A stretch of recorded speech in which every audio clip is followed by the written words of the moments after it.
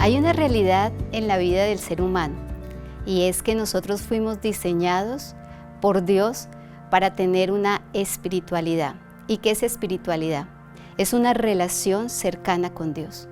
Pero también conocemos que los primeros seres humanos en el principio tuvieron que tomar una decisión y era la obediencia o la desobediencia. Y para desfortuna nuestra, ellos tomaron la decisión de desobedecer. Y a partir de ese momento, el ser humano quedó condicionado a unas consecuencias. Y esas consecuencias es de estar alejados de Dios, de ser extraños, de no tener esa relación, esa comunión íntima. Por muchos años el ser humano, y la historia nos muestra cómo el ser humano en una búsqueda constante de esa falencia, de el no tener a Dios en su corazón, empieza a buscar en diferentes formas, en diferentes maneras, cómo saciar esa necesidad. Pero solamente esa necesidad la puede llenar a aquel que nos diseñó.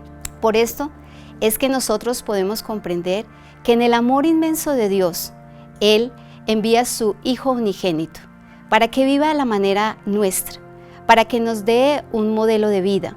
Pero no solamente esto, sino que Él hace una obra completa y es presentarse como culpable para que cada uno de nosotros pudiésemos acercarnos a Dios. Ese Jesús es un Jesús que no quedó tampoco en la tumba, ni quedó allí en la historia o en la mente del ser humano como un dato más, sino que ese Jesús resucitó. Por muchos años, la iglesia cristiana a sus inicios presentaban a Cristo resucitado. No era su necesidad de probar que Cristo había resucitado, sino era de mostrarlo como testigos de que Cristo había resucitado en sus vidas. Hay una narración en el Evangelio de Lucas, él nos deja ver cómo hay un momento en la vida de dos discípulos. En Lucas capítulo 24, desde el versículo 11, está allí describiendo cómo dos discípulos, después de un momento de tristeza, de un momento de desilusión, salen de Jerusalén, específicamente después de que Jesús ha muerto. Esperan allí en Jerusalén casi 3 días, pero no sucede nada y como termina la Pascua, es como cuando salimos de un estadio o cuando salimos de un teatro. Todos van saliendo y sale mucha gente. Pues ellos no eran los únicos 2 que iban en este camino, iban otros. Iban ellos hablando de la situación y también deja ver Lucas que van discutiendo de esta situación. ¿Cuál es la situación? Pues de que Cristo había entregado su vida de la manera como había sido arrestado, de la manera como había padecido, de la manera como había sido crucificado y finalmente había muerto y no pasaba nada. Y es ahí en esa discusión donde aparece un extraño. Aparece un extraño en el camino y se les acerca y les pregunta qué son estos acontecimientos de los que están hablando. Ellos con cierta rareza le preguntan, ¿cómo así? ¿Vienes con nosotros y no sabes lo que ha pasado? Y uno de ellos le dice, pues creímos que este Jesús era el Mesías, era la promesa dada. Hay un dato aquí y es que este extraño empieza a caminar con estos discípulos. Sabes que estos discípulos, a medida que iban caminando, iban con desilusión, iban con tristeza, iba con frustración, pues habían compartido con Jesús, había un proyecto, había unas ideas que Jesús les había dado, unas enseñanzas, más que ideas, unas enseñanzas del reino. Pero estando en esta situación, en esta realidad, era como si todo se hubiese acabado. Pero este extraño empieza a caminar y ellos empiezan a caminar porque van para una aldea que se llama Emaús. Después de escuchar este extraño a estos discípulos, les tiene que compartir a través de las escrituras las evidencias del por qué Jesús debía de padecer esto. Y es allí donde quiero que veamos cómo el caminar con un extraño, hay unas evidencias que reposan. ¿En dónde? En las Escrituras.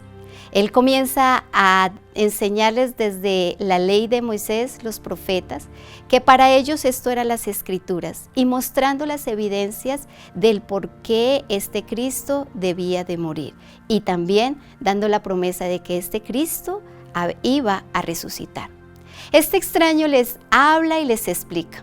Hay una expresión de Lucas en la cual él dice que los corazones de ellos ardían por pasión nuevamente al descubrir estas verdades.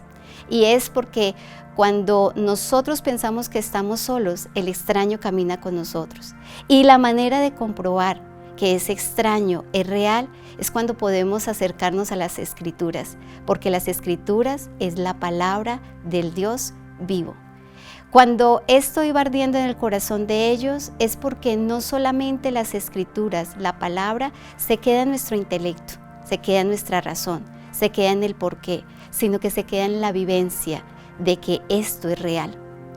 Terminado el camino, este extraño iba a continuar, pero los discípulos le hacen una invitación bien especial y le dicen: quédate con nosotros para hospedarse en esa noche. Y el extraño decide aceptar esta invitación de ir con ellos a casa y quedarse con ellos y compartir un tiempo. Es por esto que aquel extraño entra a casa, toma el pan, toma la copa y la comparte. ¿Qué sucede en este momento? Estos discípulos que iban caminando y que no habían podido reconocer al extraño porque sus ojos estaban vendados de la tristeza, de la frustración, vendados de tantas situaciones que ellos habían experimentado. Ahora, cuando este extraño les comparte, reconocen quién era el extraño y deja de ser ese extraño para ser el cercano. En nuestra vida, a veces ese extraño está tan lejano, pero hay ciertas verdades, y la verdad es que el extraño ha resucitado. El extraño vive para siempre y camina con nosotros. Pensamos que estamos solos, pero Él está aquí con nosotros.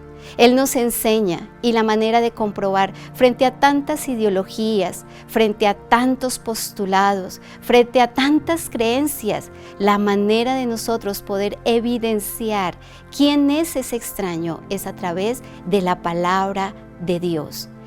Y ese extraño está esperando que nosotros le invitemos a entrar a nuestra casa, a que Él pueda compartir y dejar de ser ese extraño para ahora ser ese conocido, para que nosotros podamos reconocer que Cristo ha resucitado y que vive y que quiere estar en nosotros y que quiere vivir con nosotros. Ese es el deseo.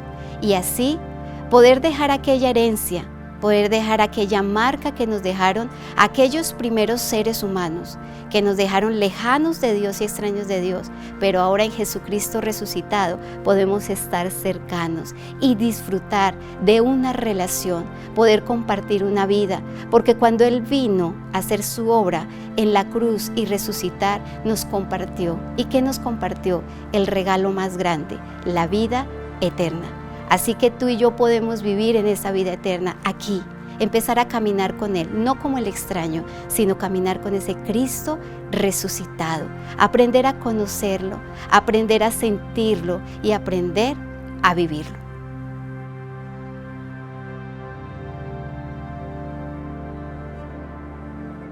Yo quisiera que Dios resucitara en mí el deseo y la pasión de hacer arte para Él. Soy bailarina de danza y quisiera retomar la danza como ese medio de adoración a Él. Me gustaría resucitar un espíritu de niño, un espíritu que confía más, que ama más, que busca más a Dios, que es más sencillo y más humilde y más sincero. Un espíritu de niño me gustaría resucitar. Todos tenemos el anhelo de resucitar algo en nuestra vida. ¿Y qué es ese algo? Quizás un matrimonio destruido, quizás una relación destruida, quizás un evento que nos marcó el corazón y que pusimos barreras y que poco a poco nosotros mismos fuimos muriendo, sueños, anhelos, expectativas, tantas cosas en nosotros que mueren en el camino, pero que cuando nosotros anhelamos resucitar, decimos, ¿cómo poder resucitar? ¿Cómo poder tener la esperanza de volver a surgir, de volver a nacer? Bien, pues este es el tema central del Evangelio. El tema central del Evangelio es la esperanza, que Cristo, el Cristo que resucitó, puede traer en nuestra vida esa esperanza para que tantas cosas puedan resucitar. Quizás las situaciones no van a cambiar, quizás los momentos no se van a modificar, pero la esperanza sí va a nacer. La esperanza va a estar allí para que nuevamente sea resucitado ese matrimonio, esas relaciones, esos sueños, tantas cosas que nos destruyen alrededor, pero hay una esperanza en medio de todo. ¿Cómo puedo acercarme? ¿Cómo entonces la pregunta sería, cómo puedo tener esa resurrección en mi vida? Pues, ¿cómo podemos acercarnos? A través de reconocer a Cristo como el resucitado, que Él no es una historia lejana, sino que Él es una historia que puede transformar mi vida y que con Él, aceptándolo en mi corazón, reconociéndolo a Él como mi prioridad en mi vida, Él nos va a ayudar a través de la oración. A veces decimos, ¿cómo se ora? Orar es hablar con Dios, es poder expresar todo lo que hay en nuestro corazón y saber que Él nos escucha, que Él está al lado de nosotros. También a través de la palabra. La palabra es la evidencia de que hay un Dios real. La palabra es la que te convence de quién es Jesús y todo lo que Él ha hecho en nuestra vida.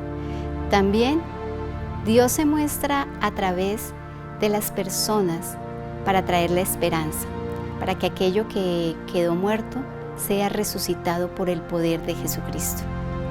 Hay una realidad, y es que aunque nosotros resucitamos, las situaciones, las circunstancias a nuestro alrededor no vayan a cambiar, pero sí hay una diferencia, es que nosotros hemos resucitado. Y para ello es necesario que hoy en tu vida resucite aquel que lo dio todo por todos. Esa es la manera como nosotros podemos experimentar la resurrección de todas aquellas cosas que en nuestra vida, al parecer, han muerto, están sin esperanza, están acabadas, de aquellas situaciones que nos han llevado al extremo o a la orilla de alejarnos de todo y de todos.